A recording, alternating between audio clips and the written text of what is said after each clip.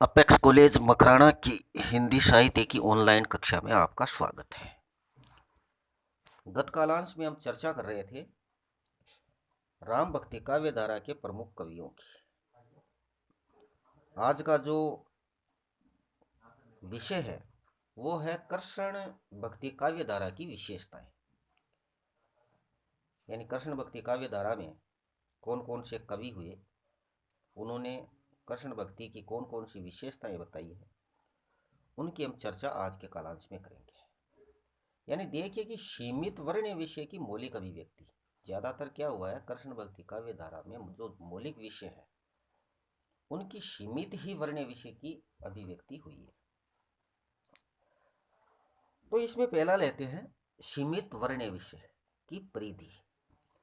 यानी यद्यपि कृष्ण कथा की परिधि व्यापक है, वैसे अगर देखा जाए तो कृष्ण कथा असीमित है, उसको कम शब्दों में बांधना असंभव सा प्रतीत होता है।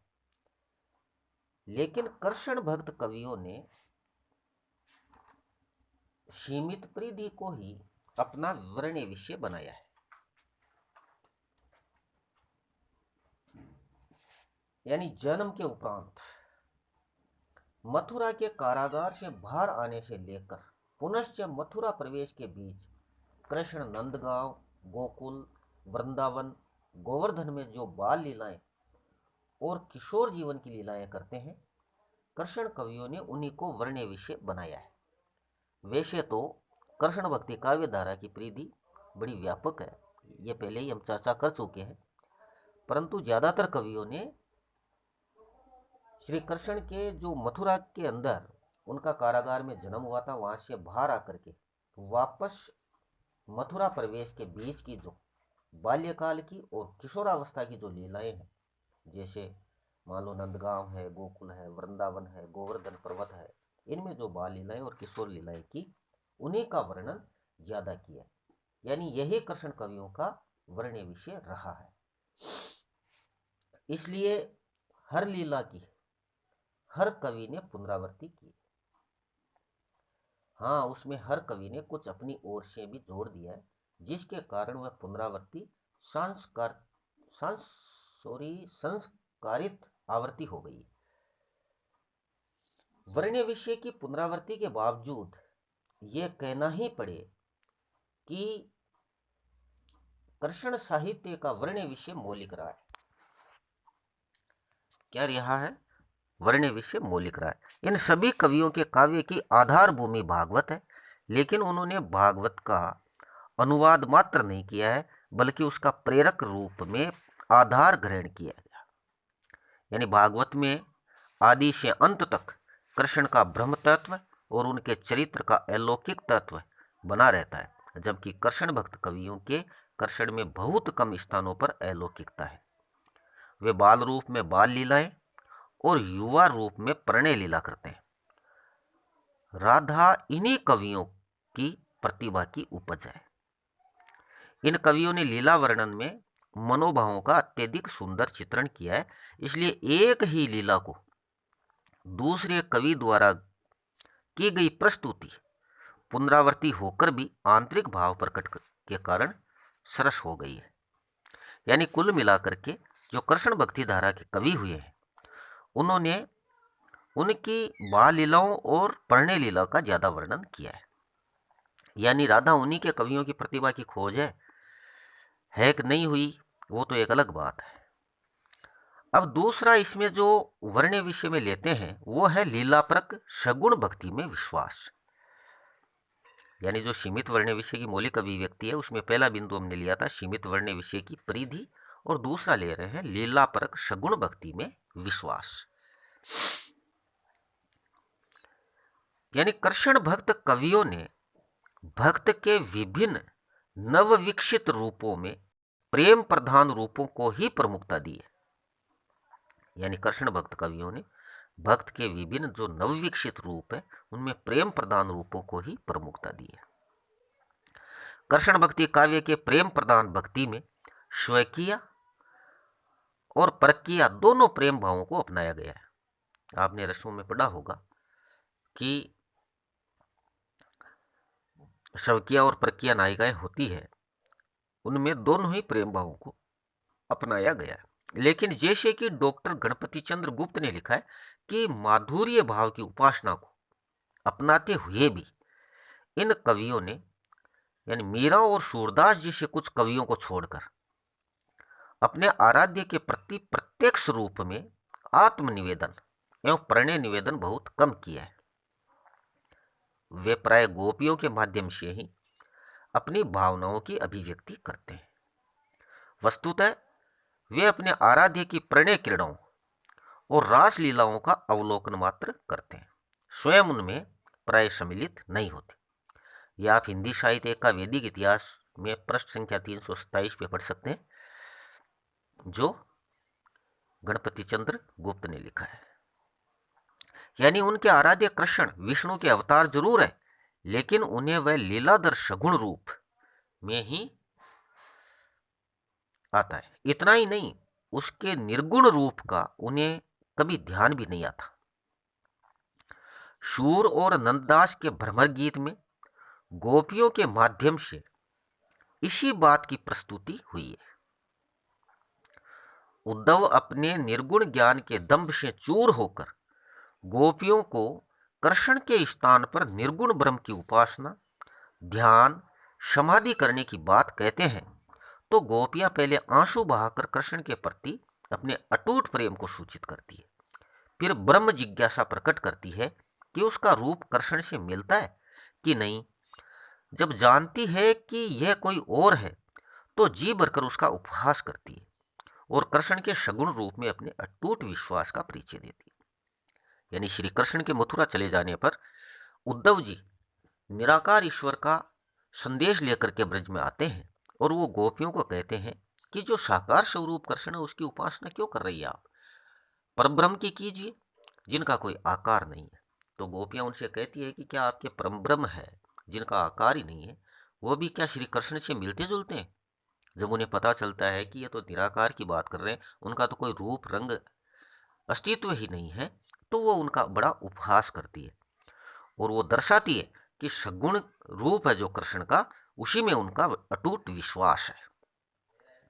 यानी कृष्ण भक्त और गोपियों का कृष्ण के प्रति आकर्षण उसके अलौकिकता में नहीं, रूप माधुर्य में है और उनके लीला में है। सांप्रदायिक कवियों के साथ ही मीरा, रस खान भी रूप माधुरी का पर्याप्त मात्रा में वर्णन करते हैं। यानी रस खान तो इस लीला स्वाद के प्रति इतने लालायित है कि अगले जन्म में भी ब्रज में ही जन्म लेना चाहते हैं। क्या करना चाहते हैं? अगले जन्म में भी वो ब्रज में ही जन्म लेना चाहते हैं। राम भक्ति के आराध्य राम हमेशा अलौकिक बने रहे। तुलसी को तो राम के सगुण निर्गुण में कोई भेद नजर नहीं आता, लेकिन कृष्ण भक्ति या कृष्ण भक्त जो है वो निर्गुण की भर्त्सना कर लीला परक सगुण भक्ति में विश्वास करते हैं। यानी जिस प्रकार राम की कोई निर्गुण भक्ति धारा चली थी, उसकी बजाय कृष्ण भक्ति धारा है वो निर्गुण की नहीं सगुण की थी। यानी वो उनके लीला परक सगुण भक्ति में ही विश्वास करते हैं। अब तीसरा बिंदु जो लेते हैं वो है संप्रदाय सापेक्ष विकसित काव्य स्वरूप। यानी संप्रदाय सापेक्ष विकसित काव्य स्वरूप, यानी कृष्ण भक्ति काव्य का प्रयोजन सामान्यतः कवियों की अपनी भक्ति भावना को अभिव्यक्त करना था। यानी कृष्ण भक्ति काव्य का प्रयोजन क्या था? सामान्यतः उनका कवियों की अपनी भक्ति भावनाओं को अभिव्यक्त करना था।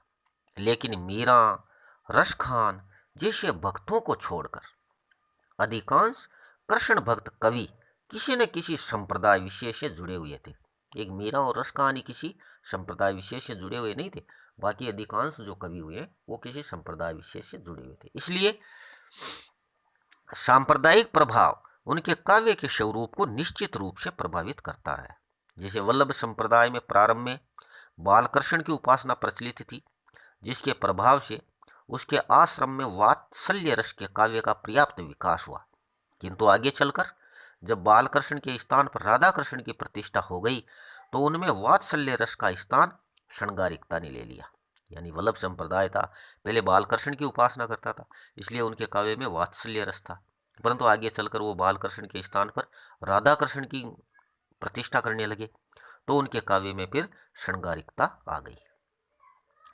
चैतन्य संप्रदाय में भी परकीय भाव की उपासना तथा राधा वल्लभ संप्रदाय में नित्य बिहारी की आराधना मान्य थी, जिसका प्रभाव इस संप्रदाय के कवियों पर भी पड़ा।